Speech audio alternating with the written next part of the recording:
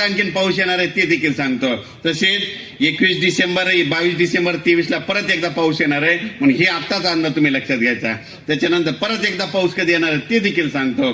2 डिसेंबर 2 जानेवारी 3 जानेवारी 4 जानेवारीला परत वातावरण खराब होणार आहे, म्हणून हे देखील अंदाज लक्षात घ्यायचा. पुढच्या वर्षीचा देखील पाऊस सांगतो. सांगायचं ना सगळ्यांना. तर सर्व शेतकऱ्यांना सांगू इच्छितो, पुढच्या वर्षी देखील खूप पाऊस पडणार आहे, त्याच्यामुळे तुम्ही काही चिंता करायची गरज नाही.